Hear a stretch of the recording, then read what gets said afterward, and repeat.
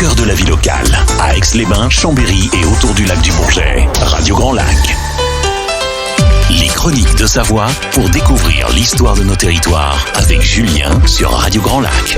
Bienvenue à toutes et à tous, mais oui, ne vous inquiétez pas, Julien est bien là en direct sur Radio Grand Lac à 13h01 dans ce premier vendredi du mois pour les Chroniques de Savoie. Notre chef Julien, notre adjudant Julien qui est là aujourd'hui. Ça va, Julien? Ça va bien et toi? Bonjour à tous. Bonjour Julien, donc présentez-vous s'il vous plaît. Julien Donzel, 39 ans et 9 dixièmes on va dire. Oui, tout à fait, il paraît qu'il y a bientôt un anniversaire. C'est ça, très vite. Ouais. Julien qui est historien et qui présente donc ses Chroniques de Savoie le premier vendredi de chaque mois à 13h. On s'y tient. Hein. Ah là, tout à fait. Là, on s'y tient. Le début janvier, ça peut plus être là parce que voilà, le passage au Nouvel An a été long.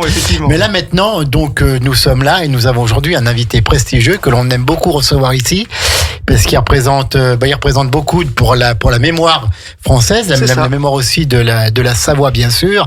Et je vais te laisser présenter notre invité, invité en fait. C'est avec un grand plaisir qu'on a la joie de recevoir Jean-Claude Perrotto qui est délégué du souvenir napoléonien pour la délégation donc Dauphiné-Savoie. Il va nous en parler tout à l'heure. Donc délégué depuis 2016 et moi j'ai la chance de le connaître depuis presque 10 ans, 2015, voilà, puisque à Challes-les-Eaux, à l'époque où j'étais adjoint en charge de l'animation, nous avions organisé un cycle sur Napoléon. Et on avait fait venir... Napoléon Ier, hein. Napoléon Ier, oui. D'accord.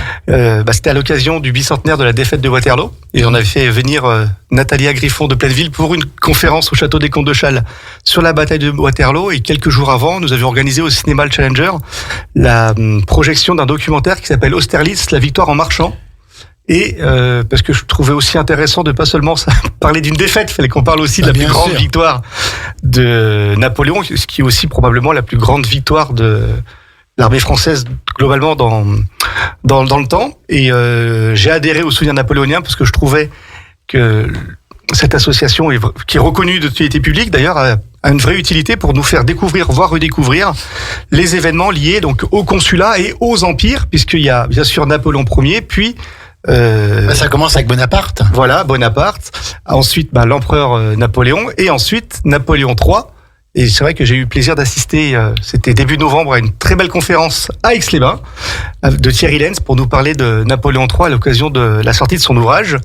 Et puisque j'ai le plaisir d'animer cette chronique, bien sûr, qui s'appelle Les Chroniques de Savoie, j'ai demandé à Jean-Claude de venir nous parler donc des liens entre les pays de Savoie, ou du moins un peu plus largement le territoire avec l'épopée napoléonienne et les projets de l'association, puisque c'est vrai que c'est une association qui est très active en Savoie et en Haute-Savoie. Donc c'est pour ça que j'ai proposé à Jean-Claude de venir participer aujourd'hui et il a bien sûr accepté sans hésitation. Donc c'est vraiment un réel plaisir de recevoir Jean-Claude. Je crois que c'est la deuxième fois que tu viens à Radio Grand Lac. C'est bien la deuxième fois. Bonjour à toutes et à tous. Merci. Bonjour cher Jean-Claude Perrotto. Merci de votre invitation. Effectivement, c'est un grand plaisir de venir vous rencontrer et aussi de parler de l'histoire napoléonienne dans son ensemble, puisque cette histoire couvre effectivement, vous l'avez rappelé, l'histoire de nos territoires, de la Révolution, peut-on dire, jusqu'à la fin pratiquement du 19e siècle, quoi. Parce que les Bonaparte couvrent à peu près toute cette période. Donc on est vraiment dedans et c'est un grand plaisir effectivement de participer à l'animation aussi du territoire et notamment de la Savoie, puisqu'on a un projet dont je vous parlerai peut-être après. Jean-Claude Perrotto, on va peut-être commencer en posant un petit peu les choses. Donc vous êtes le délégué régional pour les départements de la Savoie, de la Haute-Savoie, de l'Isère et de la Drôme, du souvenir napoléonien. C'est ça, tout à fait. Donc c'est une association nationale avec des délégations territoriales. Et qu'est-ce que c'est exactement? C'est le souvenir de l'empereur. Dites-nous tout. Alors, c'est une association. Alors, c'est une vieille dame, l'association du souvenir napoléonien, puisqu'elle date elle date de 1937. Elle a été créée à l'initiative de Eugénie Gall, qui était l'arrière-petite-nièce du maréchal Suchet, duc d'Albufera, pour faire connaître l'histoire, d'une part, et étudier aussi toute cette histoire des lieux, des personnages, des événements liés aux deux empires, comme je viens de dire, au premier et au second empire. Donc essentiellement, voilà cette association. Elle est nationale, je dirais même internationale. Oui. C'est la plus grande association napoléonienne au monde, en Europe, mais au monde aussi. Elle couvre effectivement le territoire français avec 23 délégations. d'une part, et 7 délégations à l'étranger. D'accord. Alors je ne le dirai pas de mémoire, mais on trouve la Suède, la Russie, l'Allemagne, l'Autriche, l'Italie bien sûr, la Belgique, la Suisse, voilà. Donc quand même la plupart des pays qui ont été sous la domination de Napoléon Ier et de l'Empire français. Pour la plupart effectivement, et cette histoire est toujours très très présente. On n'imagine pas d'ailleurs quand on se rend dans ces lieux-là comment ces gens sont attachés à cette histoire-là. Je prends l'exemple très facile, vous l'as dit Julien, sur l'Italie. En Italie, Bonaparte d'une part et Napoléon d'autre part, et Murat, Eugène de Beauharnais sont des gens qui ont énormément marqué l'histoire. Et aujourd'hui, ils sont très attachés à cette histoire-là. Des fois, peut-être même plus que les Français. Plus que les Français. Tout à fait. Qui ont voulu, donc, avec la République, faire un peu main basse sur le passé, mais n'empêche que c'est notre histoire. Et que la France du temps de Napoléon, c'était quand même quelque chose. Ah, totalement. Totalement. Ça permet d'ailleurs ce genre d'association qui est une association apolitique. On l'a rappelé, du reconnu d'utilité publique quand même depuis 1982 et qui a vraiment une vocation, encore une fois, d'étudier. Donc on a des chercheurs, historiens qui travaillent. Je vais vous donner juste un exemple, si je peux me permettre. Bien sûr. Vas-y, il n'y a pas de problème. Le dernier exemple flagrant, nous étions invités à l'Institut de France au mois de novembre. À l'initiative de la Fondation Napoléon, si vous voulez, j'en dirai 2 mots tout à l'heure, de la Fondation. Bien sûr. Et lors de ce colloque, qui est un colloque international, on a évoqué le mémorial de Sainte-Hélène. D'accord. Eh bien, on s'est rendu compte, la Fondation, les chercheurs de la Fondation ont trouvé un document qu'on croyait perdu. C'était le document original qui avait été confisqué par Hudson Love à Lascaz. Oui. Et c'était le document original qu'on a retrouvé à la British Library, qu'on croyait perdu. Parce qu'en réalité, le document qu'a édité Lascaz en 1823, le mémorial qu'on a connu jusqu'à il y a 2-3 ans, qu'on connaissait, c'est un document en 4 tomes, je crois. Il a fait ça sur ses souvenirs, pratiquement. D'accord. Alors qu'en réalité, on a trouvé le document original dicté par Napoléon et recopié par Lascaz et par son fils. Et d'ailleurs, ce qui est très curieux dans cette étude-là, on se rend compte que le document d'origine est 30% moins épais que le document que Lascaz a préparé en 1823. Il en a rajouté un peu en fonction de ses souvenirs. C'est exactement ça. Il a romancé peut-être un petit peu comme tous les mémorialistes, quoi. Qu'il a arrogé un petit peu, bien sûr. D'accord. Alors, ce souvenir napoléen, est-ce que tout le monde peut en être membre? Est-ce que tout le monde peut être sympathisant? Il y a des conditions particulières? Bien sûr. Alors, c'est une association, encore la loi 1901, donc il y a une adhésion, tout à fait, qui est ouverte à tout le monde, si on peut dire. C'est-à-dire, encore une fois, aussi bien en France qu'à l'étranger. Et le fait d'être adhérent, ça permet d'élire un conseil d'administration qui gère au niveau national les directives et les manifestations historiques qui sont organisées au niveau national. Et ensuite, on a hiérarchiquement, si on peut dire, des délégations territoriales qui créent une animation sous le couvert du délégué, en l'occurrence. Alors, tu me parlais avant l'émission du nombre d'adhérents au souvenir napoléonien au niveau national. Tu m'as dit qu'il y avait plusieurs milliers de membres, c'est ça? On a aujourd'hui, alors bon an mal an, on a environ 3600 membres. C'est une belle association. Sur l'ensemble de l'association qu'on a toujours à peu près ça. Bon, moi je peux dire, ça fait pratiquement 40 ans que je suis adhérent. D'accord. Quand même. Alors je l'ai connue un petit peu plus importante et je l'ai connue un peu moins. Donc on sait très bien qu'il y a eu les bicentenaires il y a pas longtemps. Ça a créé un regain un petit peu d'intérêt pour Napoléon. En bien et en mal, mais on en a parlé, comme on dit souvent, l'important c'est d'en parler. Ça. Et donc on a environ 3600 adhérents. Et pour la délégation Dauphiné-Savoie? Et nous avons une centaine d'adhérents actifs en Dauphiné-Savoie. Alors, une petite question, il y a 40 ans que vous êtes membre, pourquoi est-ce que vous êtes devenu membre du souvenir napoléonien? Ça, c'est une bonne question. Ça me replonge dans ma jeunesse, ça fait plaisir. Pour 2 raisons. Vous êtes né à Ajaccio? Non, pas du tout, mais il y a un petit peu de ça, c'est un peu géographique. La première chose, c'est que j'ai été bercé dans ma toute jeune enfance par les lieux historiques, bien sûr, puisque ma grande tante, pour tout vous dire, m'emmenait régulièrement me promener aux Invalides près du tombeau de l'empereur, et je suis toujours interrogé pourquoi il y a le boulevard des Maréchaux à Paris, par exemple. Pourquoi il y a des stations de métro qui ne parlent quasiment que Napoléon Ier ou Napoléon III. Donc ça, c'est une des premières raisons. Et la deuxième raison, c'est que dans ma carrière, j'ai été militaire, et j'étais militaire en Charente-Maritime. D'accord. Vous savez qu'en Charente-Maritime, il y a l'île d'Aix. Oui, il y a l'île d'Aix, c'était le dernier territoire que Napoléon.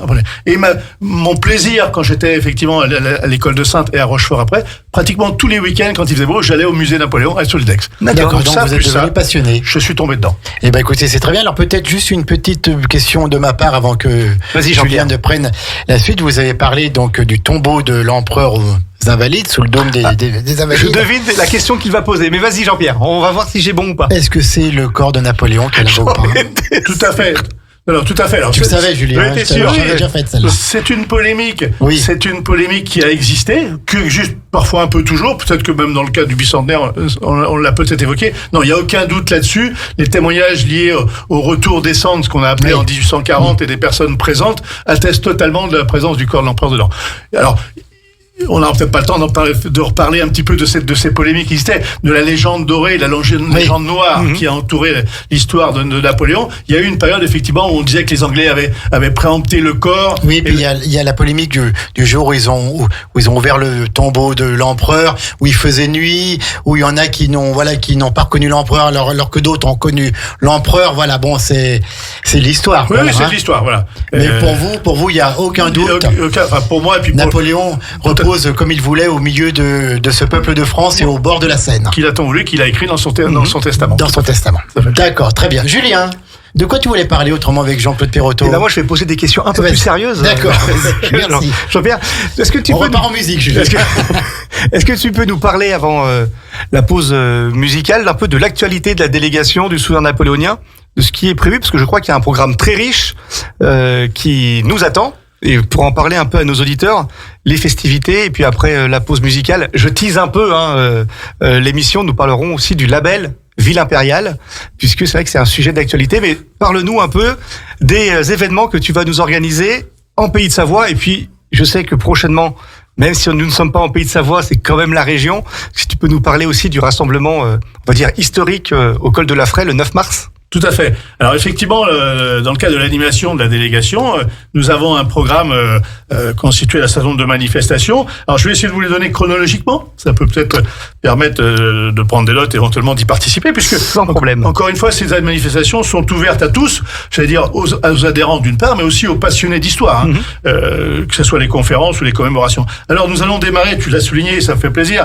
parce que nous allons retourner sur la route de Napoléon. C'est effectivement dans notre région un lieu emblématique. Oui, bien sûr.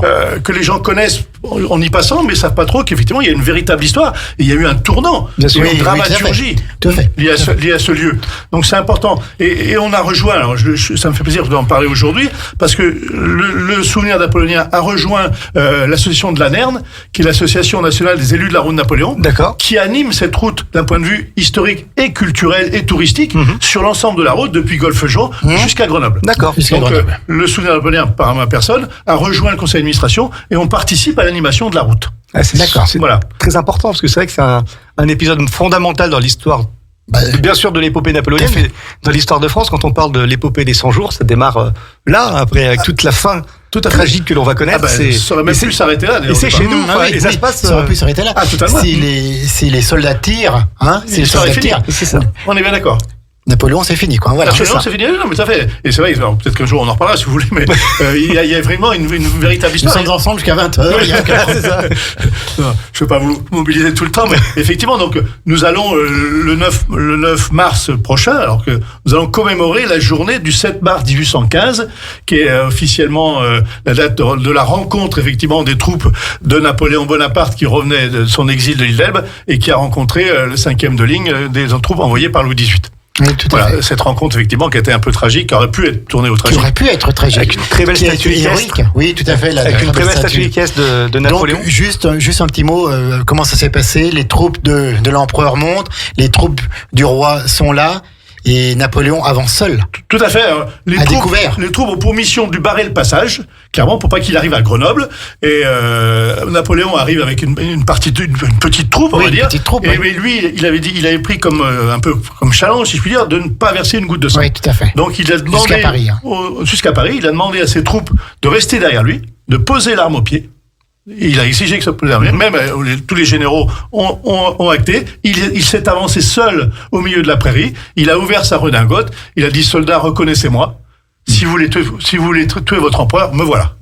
Quelle force du destin. Extraordinaire. Non, mais extraordinaire. Je ne sais pas si vous étiez. On l'a reconstitué cet événement en 2015. Oui. Il y avait effectivement pas mal. Il y avait presque 10 000 personnes. C'était un gros événement.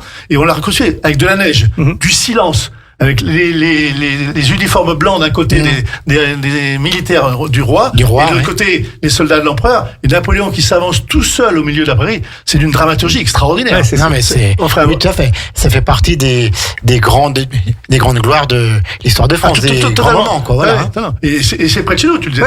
Il faut savoir que c'est près de chez nous. Donc on a effectivement l'ambition tous les ans d'au moins commémorer ça.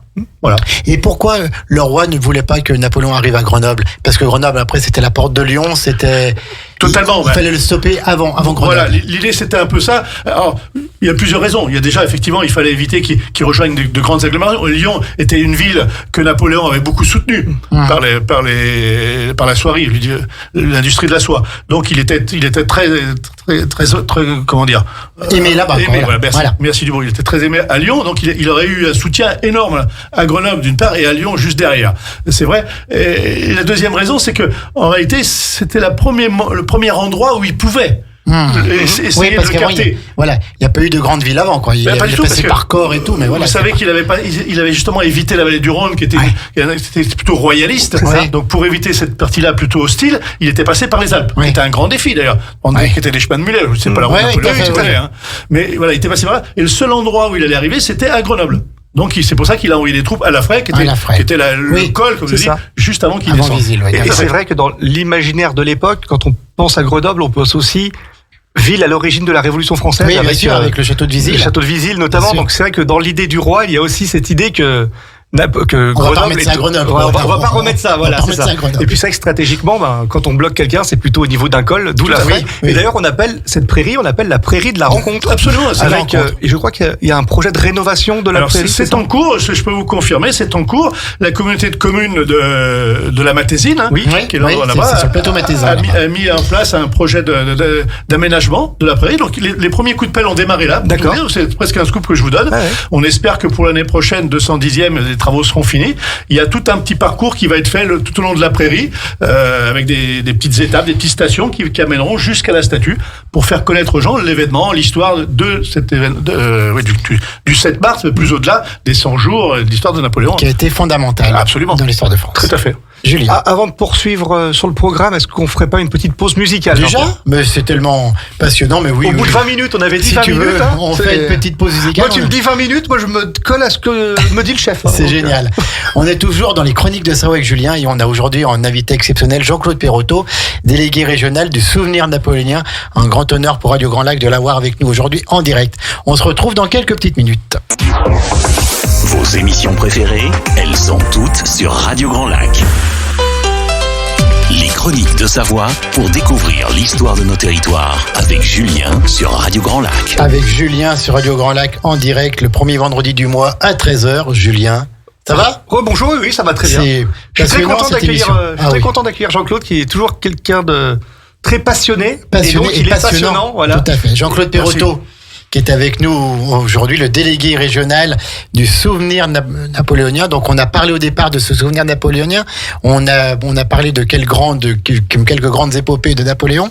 Maintenant, Julien, de quoi parle-t-on? Nous avons parlé, on a commencé à parler, dis donc, Julien. À parler du mets tout dans l'ordre, puis tu verras, ça va bien se passer. À parler du programme du souvenir napoléonien, en parlant bien sûr du prochain rendez-vous le 9 mars à la Fraye. Donc, je ne peux que vous inciter la prairie de la rencontre. À vous y rendre. Et je sais qu'il y a un programme particulièrement riche pour les Pays de Savoie. Est-ce que Jean-Claude, tu peux nous en parler un petit peu, notamment ce qui va se passer à Aix-les-Bains et très prochainement, puisque nous serons à la fin du mois, de ce mois, parce que nous sommes maintenant au mois de mars, à Thonon en Haute-Savoie. Est-ce que tu peux nous en parler un petit peu, s'il te plaît? Absolument. C'est une année très riche et un peu exceptionnelle pour le souvenir napoléonien, et pour la région, bien sûr, puisque effectivement un programme s'est mis en place pour accueillir notre première ville impériale. Je vous en reparlerai un petit peu plus en détail tout à l'heure. Alors, vous parlez de ce programme. Eh bien, la Fraye, tu l'as rappelé. D'ailleurs, nous irons au-delà de la prairie, nous irons voir le château de Vizille dans la même journée et nous finirons à Briey-en-Gonne avec la mairie, avec la municipalité. Château de Vizille, qui est le musée de la Révolution française. Le musée de la Révolution, tout fait, qui est effectivement très important et même relié à l'histoire du consulat qui arrive juste après. Donc, dans notre programme, nous allons attaquer effectivement dès le 23 mars, donc après le 9, dès le 23 mars, nous allons attaquer l'inauguration de l'année Premier Empire, qui est organisée par la ville de Thonon-les-Bains. dans le cadre effectivement de son inscription à la marque Ville Impériale. Je vous en dirai plus en détail tout à l'heure pourquoi.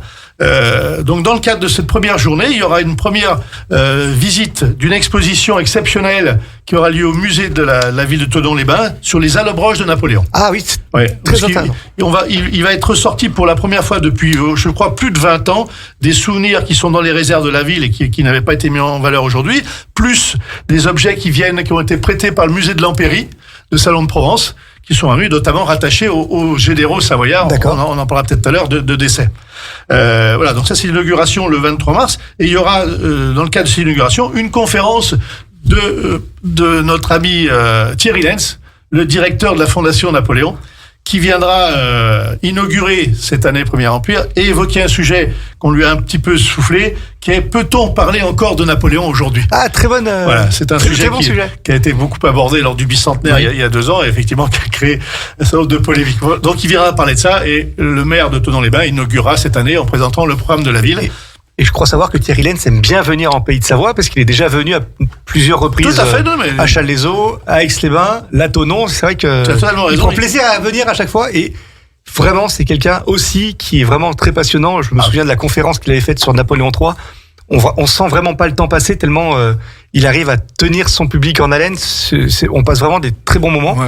Et c'est vraiment de l'histoire entre guillemets sans prise de tête, parce qu'il arrive vraiment à se mettre un peu à la hauteur de son public, et on comprend tout, même si on n'est pas forcément un averti de l'épopée napoléonienne. Enfin, c'est vraiment très passionnant d'écouter Thierry Lenz. Je suis d'accord. Effectivement, c'est quelqu'un de très passionnant. Et d'ailleurs, on parlait tout à l'heure du colloque à l'Institut de Napoléon, à l'Institut de France plutôt, c'est lui qui animait un peu, effectivement, ces 2 journées, puis ça a duré 2 jours. Ah, j'ai une petite question. Quelle est la différence entre le souvenir napoléonien et la Fondation Napoléon ? Ah, voilà. Mais c'est pas pareil. Une fondation puis une association, Julien. Nos auditeurs. Tout à fait. Non, mais merci de me poser la question et de me donner l'occasion d'en parler, parce qu'effectivement, on pourrait éventuellement confondre. Et en réalité, c'est 2 institutions qui sont liées. D'accord. Alors, je vais vous faire un tout petit peu d'histoire liée à l'association. Je vous ai dit que le souvenir napoléonien est une vieille dame de 1937. C'est ça. Or, et qui vit bien petitement, mais qui vivait bien depuis cette époque-là. Or, en réalité, nous avons eu un adhérent célèbre dans les années 80, qui était Martial Lapeyre. D'accord. Je ne sais pas si Martial Lapeyre, c'est un nom qui vous dit quelque chose. C'était le président directeur général des établissements Lapeyre. Fabricant de meubles. Il n'y en a pas 2. J'allais la faire.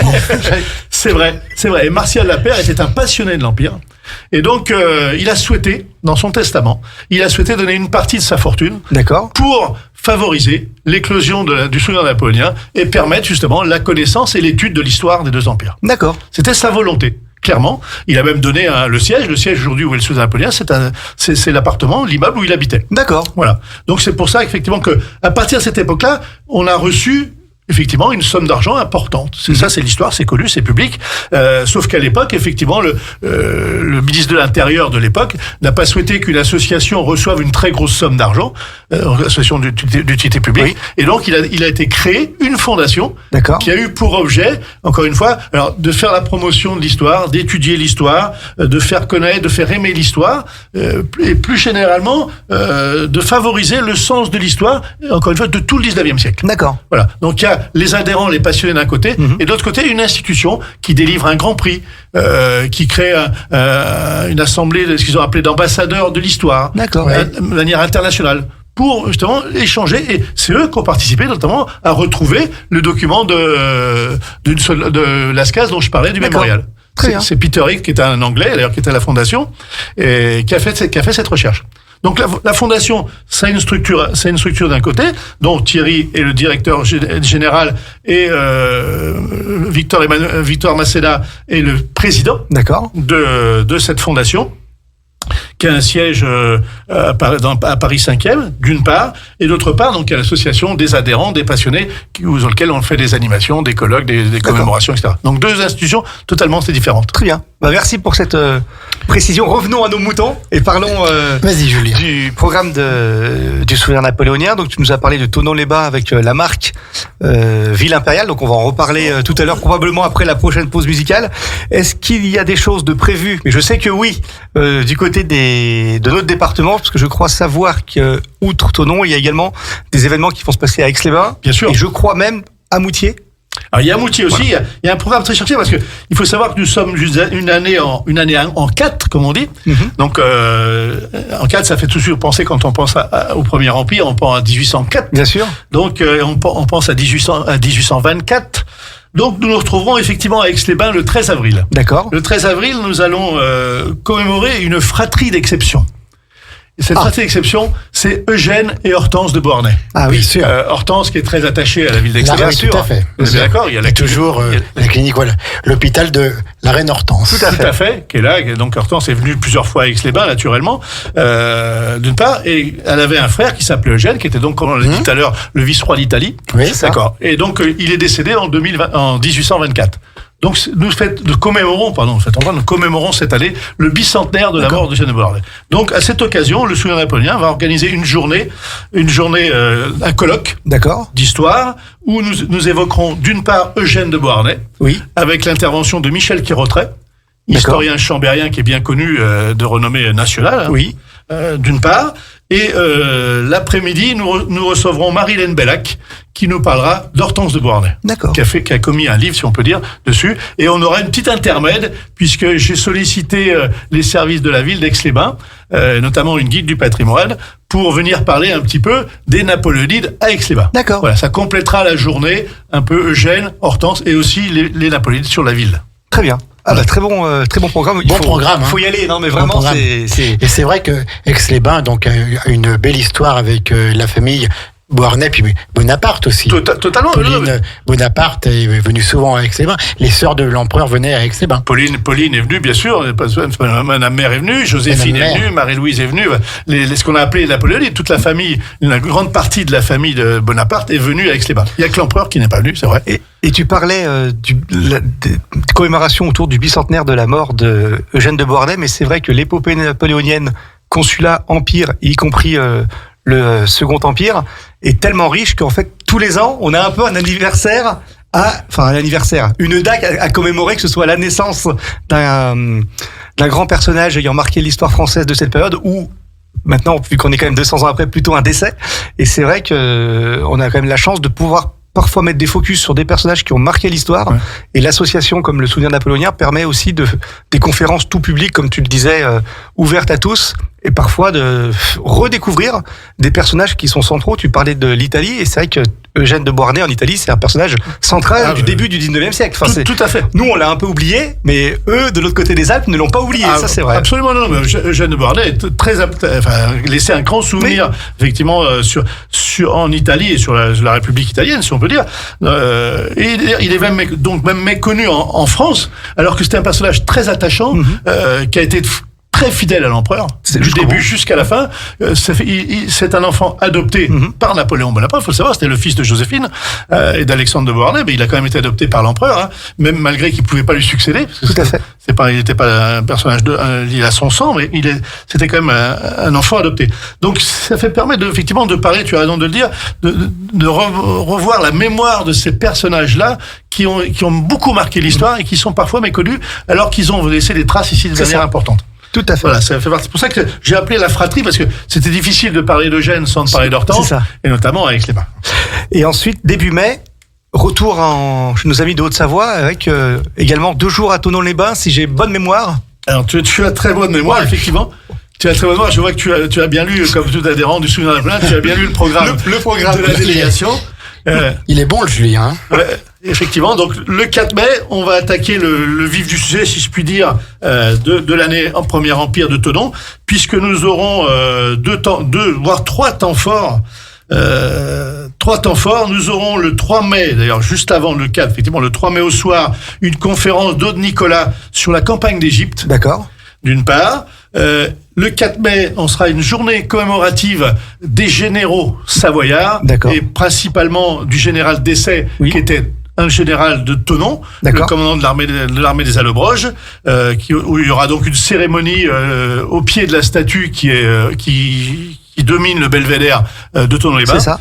Et nous terminerons la journée par un bal impérial qui aura lieu à l'intérieur du château de Ripaille. Ah, alors ça, moi j'aime beaucoup moi les bals impériaux. Est-ce que tu peux nous en parler? Parce que c'est vrai que ce sont des moments un peu magiques avec des danseurs qui viennent en tenue d'époque. C'est de la musique d'époque également. Est-ce que tu peux nous en dire quelques mots, s'il te plaît? C'est toujours des grands moments. Moi, j'ai assisté à quelques-uns de ces bals et c'est toujours très émouvant de revoir des personnes danser comme à l'époque, avec des danses un peu de salon. Enfin, tu me dis si je me trompe, mais c'est vraiment des très belles danses. Est-ce que tu peux nous en parler? Et puis le fait de voir ces personnes habillées comme à l'époque, c'est toujours émouvant parce qu'il y a quand même de la classe. Oui, tout à fait. C'est exactement ça. L'idée, c'est parce que l'histoire, c'est bien, mais moi, c'est ce que j'aime bien, une de mes passions d'ailleurs, c'est de faire de l'histoire vivante. Autrement dit, effectivement, c'est de mettre les gens en contexte un petit peu, de rencontrer ce qui a pu se passer et comment les gens vivaient. Et donc, ces soirées-là sont l'occasion, effectivement,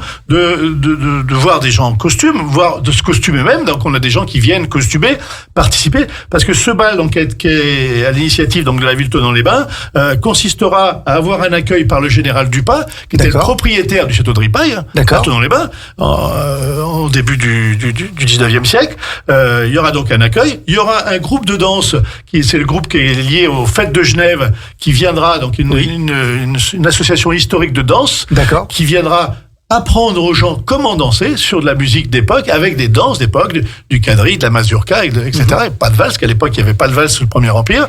Les initiera, leur fera une démonstration, et après, les invitera à participer à cette soirée-là. Voilà, le but de bal, c'est ça. C'est exactement de tremper un petit peu dans l'esprit. On l'avait fait, d'ailleurs, juste pour rappeler peut-être aux gens et aux Aixois qui sont venus, nous l'avons fait ici en 2022, à Aix-les-Bains, au Casino. Alors, nous avions changé d'empire, nous étions sous le Second Empire, et nous avions fait une soirée au Casino Grand Cercle, sur le même thème. Et est-ce que le fait d'aller au château de Ripaille, ça vous permet de faire ripaille?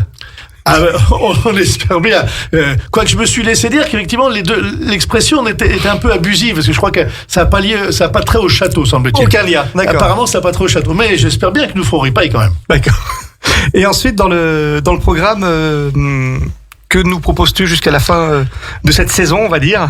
Alors, oui, parce que là, on est qu'au début. Hein. Ah bah oui. Nous sommes début mai. Alors, il y a plein de choses à dire. Pour ça, je vous dis que c'est une année très chargée, une année un peu exceptionnelle. On aura un événement, effectivement, encore une fois, à Thonon-les-Bains, avec une exposition de diaporama et une conférence sur les arts sous l'Empire. D'accord. Voilà, ça c'est dans le cadre de l'animation. En revanche, tu l'as évoqué tout à l'heure, ce qui est important, comme nous sommes dans une année en 4, c'est l'année de la proclamation de l'Empire, eh bien, nous allons parler un petit peu des masses de granit. Et pour parler de la première masse de granit, nous allons faire une journée exceptionnelle au mois de juillet. D'accord. Le 6 juillet à Moutier, une journée consacrée au mérite et à la bravoure. D'accord. Pourquoi la bravoure? Eh bien, parce que nous allons parler d'un personnage peu connu en Savoie, et pourtant, le chevalier Merme. Le chevalier Merme, c'est le premier Savoyard qui a obtenu la Légion d'honneur. D'accord. Et pas n'importe où, sur le champ de bataille d'Austerlitz. Ah, très bien. Remis par l'empereur lui-même. Très bien. Il faut savoir que le chevalier Merme repose sa sépulture et au pied de l'église de Salins-les-Bains. Oui. Et donc nous irons déposer une gerbe au pied de sa sépulture, bien sûr, et nous évoquerons le chevalier Merme alors le matin. Je me permets juste de réfléchir. Le matin, nous parlerons ça avec Jean-Paul Bergerie, qui est un guide du patrimoine de Moutier. Oui. Et l'après-midi, nous évoquerons la Légion d'honneur, qui est une des masses de granit importantes qui a été mise en place par l'empereur, même si elle était parfois sujette à polémique, qui permettait de récompenser le mérite. Très bien. Voilà. Donc cette journée sera consacrée essentiellement au mérite et à la bravoure. Alors je vais faire une petite aparté, mais j'espère que ma femme elle écoute et qu'elle surtout parce que vu que c'est elle qui gère un peu, comme partout, hein, c'est elle qui gère un peu tout dans la maison. J'espère qu'elle prend bien en note les dates pour qu'on puisse se rendre disponible. On peut peut-être redonner les dates encore vite fait pour nos auditeurs qui n'ont pas tout noté. Alors la première partie de l'année, effectivement, donc le 9 mars, nous serons à La Fraye, en Isère. Le 23 mars, c'est effectivement Thierry-Laine, c'est le début de l'année Premier Empire à Thonon-les-Bains. Le 13 avril, nous serons au Casino Grand Cercle, nous serons au Centre des Congrès. C'est pas pareil. Oui, c'est vrai.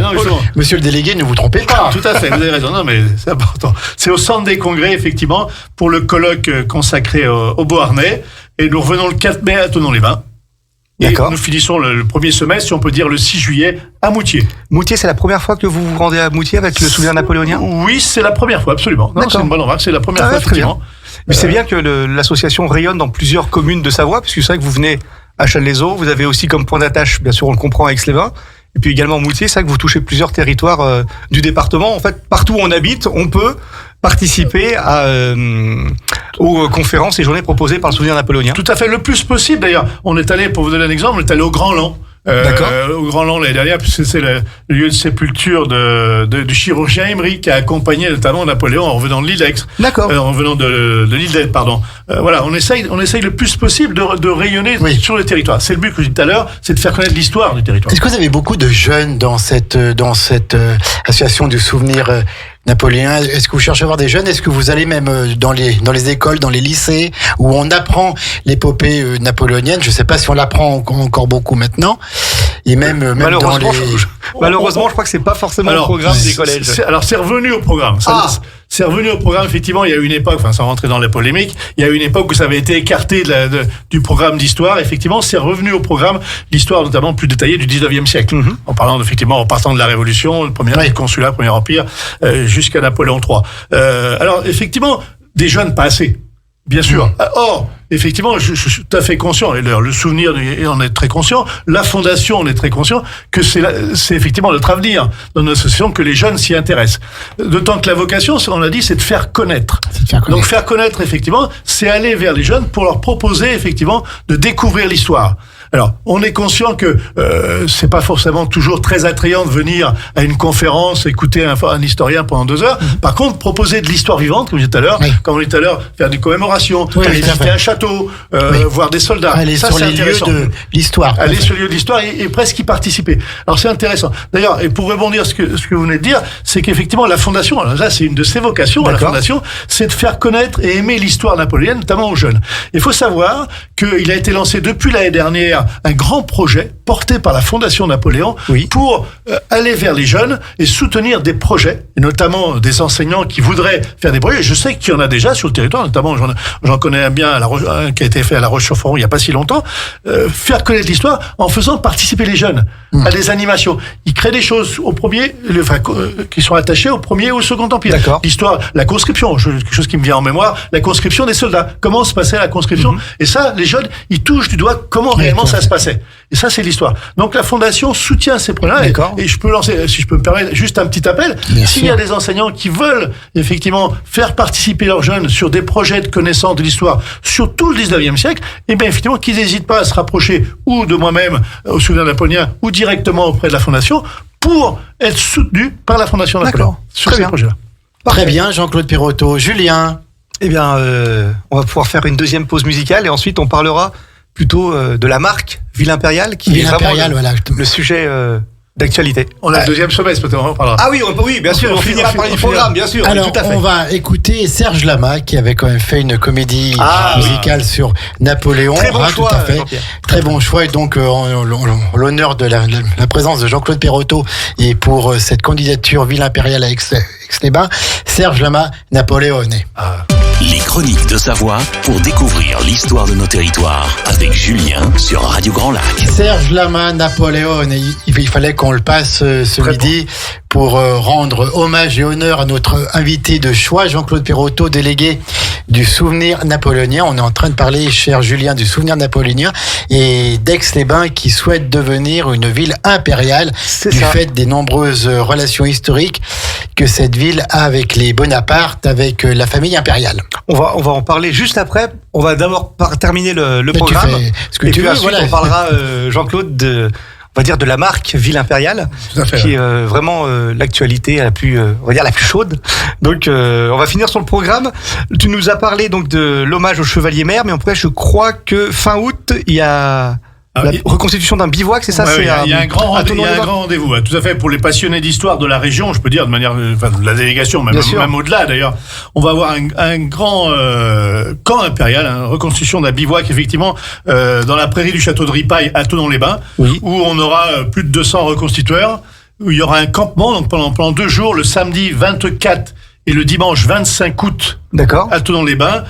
Donc un camp effectivement où il y aura l'école du soldat, la conscription, il y aura la reconstitution de la poste, il y aura des chirurgiens de l'époque qui montreront les instruments, etc. Donc est-ce qu'ils vont opérer sur place également? S'il y a des blessés, peut-être, puisque la transition est très bonne. Il y aura une reconstitution de bataille. Ah, super. Le samedi après-midi et le dimanche après-midi, il y aura la reconstitution de la bataille du pont de la Drance. D'accord. Alors, elle est peut-être mal connue, toute petite bataille, certes, mais c'est une des dernières victoires, on peut dire, des troupes napoléoniennes, bien que nous étions je dis pas de bêtises, le 23 juin 1815, donc D'accord. Napoléon avait abdiqué pour la deuxième fois, et ben les soldats de l'empereur se battaient toujours au bord du lac Léman. D'accord. Le long du lac Léman, pour bouter les Autrichiens vers la Suisse. D'accord. Vers Saint-Gingolph et vers la Suisse.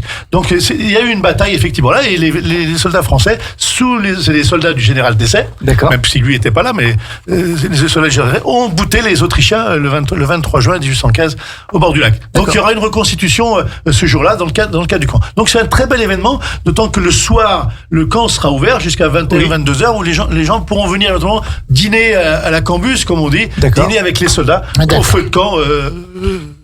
Ce que faisait souvent Napoléon avec ses soldats. Totalement. Il était très proche d'eux. C'est pour ça qu'il était aimé d'ailleurs, parce qu'il partageait le vin, il buvait le vin dans le gobelet des soldats, il mangeait la cambouze avec eux. Tout à fait. C'est pour ça qu'il était aimé d'ailleurs, ces soldats. Il n'y a pas de secret. Ces soldats d'ailleurs lui sont toujours restés fidèles. On parlait tout à l'heure de Laffray. Pourquoi les soldats l'ont suivi? Parce qu'il était aimé des soldats, contrairement à beaucoup des maréchaux d'ailleurs. Oui, tout à fait. Ils se bagarraient beaucoup entre eux. Lui était très aimé des soldats. On a également des témoignages de soldats qui expliquent que parfois, alors bien sûr pas tout le temps, mais ils n'hésitaient pas à sortir de son carrosse, je suppose que c'est le terme, pour parfois faire un peu de marche avec ces soldats, à discuter, parfois parler même de leur famille. Enfin, il y avait vraiment une réelle proximité entre les soldats et un personnage extraordinaire. Incroyable. D'ailleurs, le chevalier Merz, il a eu la médaille, la Légion d'honneur sous le champ de bataille, parce que l'empereur, il a pris sa propre médaille. Oui, tout à fait. Il lui a remis sa médaille. Alors, je connaissais cette anecdote de l'empereur qui remet sa propre médaille, mais j'ignorais que c'était un Savoyard. C'est le chevalier Merz. C'est incroyable. Alors, puisqu'on est entre Savoyards, si je puis dire, il s'appelait Mermaz en réalité. D'accord. Et c'est l'histoire qu'a retenu Merm, parce que ça, on dit en Savoyard, on dit Merm, quoi. Et lui, il a dû appeler Merm. Mais en réalité, c'est Mermaz. D'accord. C'est resté le chevalier Merm. Très bien. Voilà. D'accord. Passionnant tout ça. Voilà, donc ça c'est le camp impérial au mois d'août. Deux petites dates encore à retenir, parce que le programme est chargé. Une date importante, le 13 octobre, nous serons à Challes-les-Eaux. Ça va te faire plaisir, notre ami Julien. À Challes-les-Eaux, parce que nous parlerons donc là clairement des masses de granit et nous évoquerons le code civil. Ah bah oui. Bien sûr, 1804, effectivement, la naissance des masses de granit et des institutions plus générales avec Jean-Philippe Ray, notre historien, et nous aurons avec Victor Marie, nous aurons effectivement le code civil qui sera évoqué. D'accord. Et enfin, je tiens à y terminer un petit peu cette année, le 23 novembre, nous aurons effectivement à Aix-les-Bains un colloque Marie de Somme. Et ça va nous permettre après de parler un petit peu de ville impériale, puisque Marie de Somme est un personnage important de la vie au Second Empire à Aix-les-Bains. Elle a eu une influence très importante sur la vie d'Aix-les-Bains. D'accord. Donc nous aurons un colloque qui lui sera consacré. Je rappelle simplement qu'elle est enterrée à Aix-les-Bains, d'ailleurs, Marie de Somme, qui était l'arrière-petite-nièce de Napoléon Ier. Oui. Redites-nous donc un petit peu qui était Marie de Somme. Voilà, alors Marie de Somme, en quelques mots, c'était l'arrière-petite-fille de Lucien, fils de l'empereur, donc l'arrière-petite-nièce de Napoléon Ier. D'accord. Elle a vécu à Aix-les-Bains puisqu'elle était fâchée avec son cousin Napoléon III. Elle était en exil à Aix-les-Bains. Donc elle a vécu au moins une dizaine d'années à Aix-les-Bains. D'accord. Et elle a contribué effectivement à l'animation, si on peut dire, de la ville, culturelle, artistique de la cité. Donc l'idée, c'est de lui rendre hommage. Déjà aujourd'hui, cette année historiquement, on fera un colloque lui consacré. On essaiera, j'espère, d'aller fleurir sa sépulture. Et on aura David Chantrane qui viendra le matin parler un petit peu du rattachement de la Savoie à la France. Oui. Et l'après-midi, nous aurons Nathalie Arpin qui nous parlera de ce qu'Aix doit à Marie de Somme. D'accord. Voilà. Très bien. On fera une journée historique. Et ça me permet de nous projeter sur 2025, et certainement sur la ville impériale, puisque nous avons un grand projet avec la ville d'Aix-les-Bains, avec les Aixois, de faire une animation consacrée à Marie de Somme, où on pourrait faire revivre le théâtre de Marie de Somme. Ah oui. Parce qu'elle a édité, il faut se rappeler qu'il y a un document qui existe et qui sont dans les archives de la ville ici, qui s'appelle Les Matinées d'Aix. D'accord. C'est un ouvrage que Marie de Somme publiait, sur lequel on revoit tout ce qu'elle pouvait écrire, toute l'animation qu'elle créait. dans la ville. Et elle avait à côté de ça, elle avait un théâtre où elle invitait ses amis à donner des petites pièces de théâtre, à donner un peu de musique. Et c'était tous des gens, c'était tous les intellectuels de l'époque. Pour citer, Chateaubriand, Alfred de Musset, voilà. Le romantisme, Edgar Poe, etc. Tous ces gens qui Lamartine peut-être. Lamartine peut-être sans doute. Peut-être oui. Je sais pas. Oui, je sais. Oui. Non, je dis Lamartine, mais peut-être qu'il était déjà plus là. Enfin bon, bref, voilà. Peut-être. Je pense pas à Lamartine. Jean-Claude Desroteaux, peut-être. Et non, malheureusement. Mais voilà, donc il y avait une vraie vie intellectuelle riche à Aix-les-Bains. Et donc l'idée qu'on a peut-être pour 2025, c'est de faire revivre un petit peu Aix-les-Bains à l'époque de Marie de Sable. Et on pourrait le faire dans le cadre du casino et refaire ce qu'on disait tout à l'heure, une soirée avec de la danse, avec de la musique, avec du théâtre, avec de l'improvisation, etc. À l'intérieur du casino. Voilà, c'est un grand projet. On a reporté en 2024, c'était un peu juste. On va certainement 2025. Puisque tu nous parles des projets, Jean-Claude, est-ce que tu peux nous dire un mot sur l'actualité, on va dire très prochaine avec Thonon-les-Bains, puis une actualité qu'on souhaite également prochaine, mais qui sera un peu plus lointaine, qui est le label Ville Impériale. Est-ce que tu peux nous en parler? Pourquoi Thonon? Pourquoi le projet Aix-les-Bains? En quoi ça consiste? Je te laisse nous expliquer tout ça. Alors, c'est un peu la cerise sur le gâteau, si je puis dire. Effectivement, il existe au niveau national, aujourd'hui, un réseau marque Ville Impériale. C'est effectivement une association qui regroupe des villes qui souhaitent donner une réelle visibilité touristique auprès du grand public, touristique et culturel auprès du grand public et des professionnels du tourisme, pour mettre en avant l'histoire et le patrimoine local qu'ils ont auprès d'eux, grâce à effectivement des actions de communication notamment et grâce à des manifestations de promotion et qui sont mises en commun. Donc l'idée effectivement de ce label Ville Impériale, ça nous permet de partager de l'expérience entre des grandes villes que nous connaissons tous. Je peux vous en citer quelques-unes: Brienne, Compiègne, Fontainebleau, Ajaccio, Biarritz, Nice, etc., Châtillon, Boissy, Saint-Léger et Thonon-les-Bains. Et oui, Thonon-les-Bains. Et Thonon-les-Bains est arrivé et parce que Plombières, j'ai oublié Plombières parce qu'on parle de ville d'eau, parlons de Plombières aussi, mais Thonon-les-Bains. Et bien Thonon-les-Bains effectivement a candidaté en 2023 pour obtenir la marque Ville Impériale. Et donc ils ont monté un dossier bien bétonné, si on peut dire, et ils ont obtenu effectivement l'inscription à l'Assemblée Générale 2023, l'inscription à la marque Ville Impériale. D'accord. Alors pourquoi Thonon-les-Bains l'a souhaité? Parce que Thonon-les-Bains a effectivement un passé historique important lié au Premier et au Second Empire. On a parlé du général de Say, qui est un des créateurs de la Légion des Allobroges. C'est lui qui a apporté les idées de la Révolution française en Piémont-Sardaigne, je dis bien, et c'est un personnage donc très important sur l'histoire du Premier Empire. Il y a les batailles dont on a parlé tout à l'heure, notamment par le général de Say tout au long de l'Empire, et notamment les dernières qui ont lieu à la chute de l'Empire. Et il y a eu effectivement après le passage du couple impérial Napoléon III et Eugénie à Thonon-les-Bains. Il y a toute l'histoire effectivement de la cité de la Légion des Allobroges. Il y a tous les généraux savoyards qui sont rattachés, puisque j'ai parlé de décès tout à l'heure, vous avez aussi le général Dupas et le général Chastel, ils étaient tous cousins.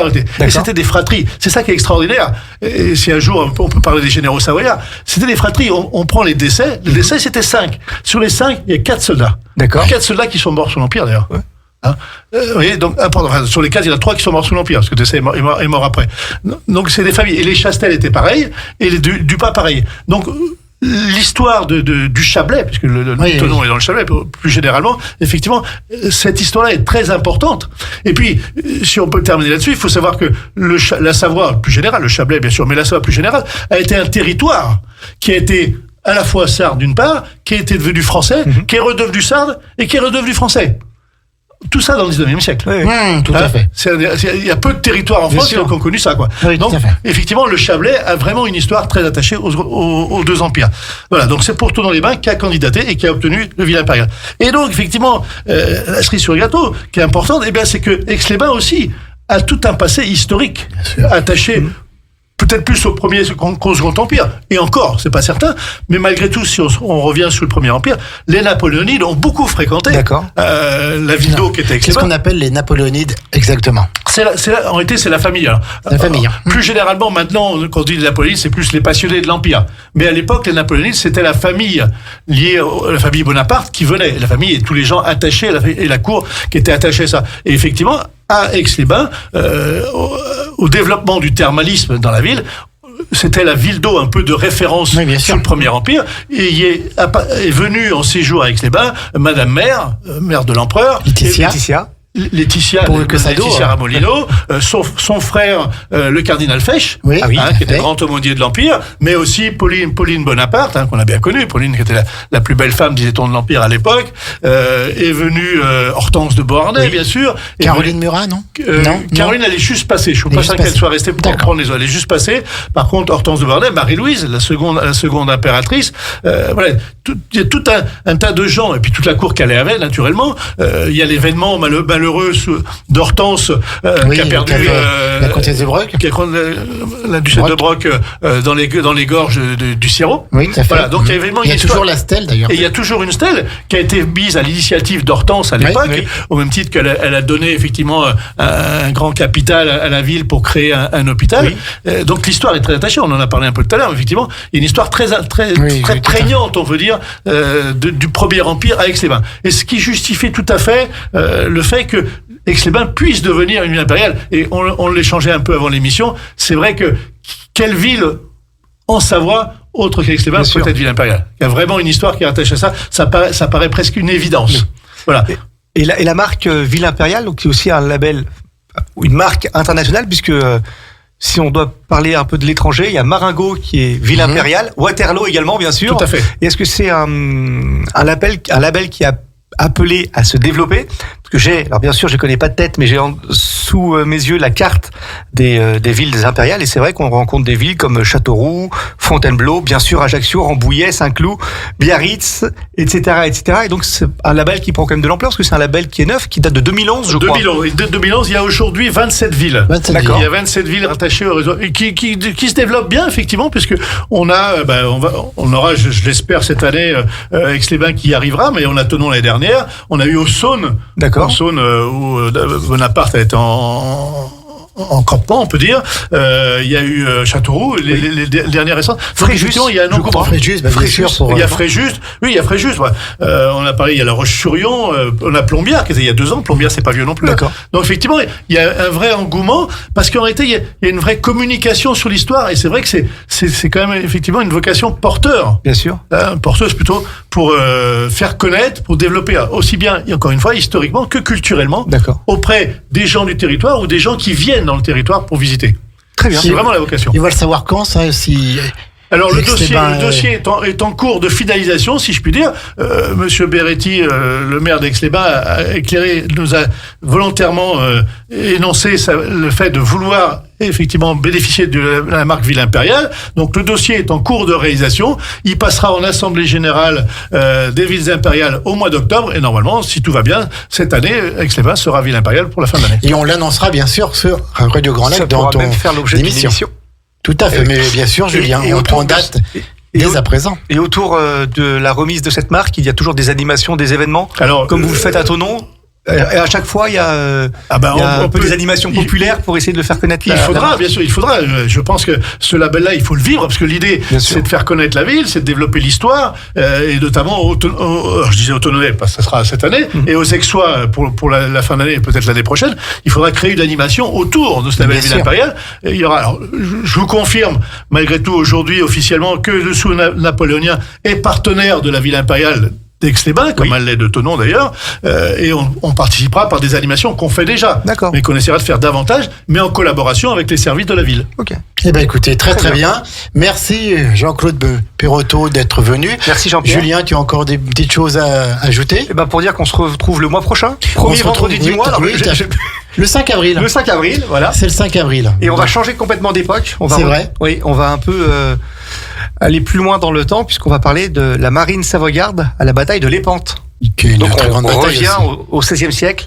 Donc pourquoi la Savoie s'est-elle engagée dans cette galère, vous m'excuserez le jeu de mots, et les conséquences pour la Savoie de cette expédition et de cette grande victoire qui a été la plus grande bataille navale de la Méditerranée avec la bataille d'Actium. D'accord, et écoute, donc on voit tout ça le 5 avril, c'est l'histoire de la Savoie, cette histoire que l'on a trop méconnue, que l'on a trop oubliée, et une grande histoire aussi de ces pays de Savoie. Merci Jean-Claude Perrotto. Merci Jean-Claude, c'était quel honneur, et puis vraiment, voilà, vous revenez quand vous voulez. Parce que les invités de votre qualité avec un tel discours, on en redemande. En tout cas, il est 14h, maintenant c'est la playlist musicale, et ce soir, ce sont les émissions musicales. À 18h, c'est Pierre-François pour WRGL Country, donc la musique country bien sûr. 19h, c'est Christian avec le jazz, la note bleue, une des émissions les plus qualitatives sur le jazz en France. Et puis exceptionnellement à 22h30, soirée électro-jazz, une spéciale de la note bleue avec toujours Christian et Blonde Power qui va venir mixer en direct de l'électro-jazz, et ce soir à 22h30 jusqu'à minuit. Donc encore un bel après-midi, encore une belle soirée de musique sur Radio Grand Lac, votre radio de cœur, votre radio préférée. Bon week-end à toutes et à tous. Merci Julien. Merci. Détendez-vous, vous écoutez Radio Grand Lac.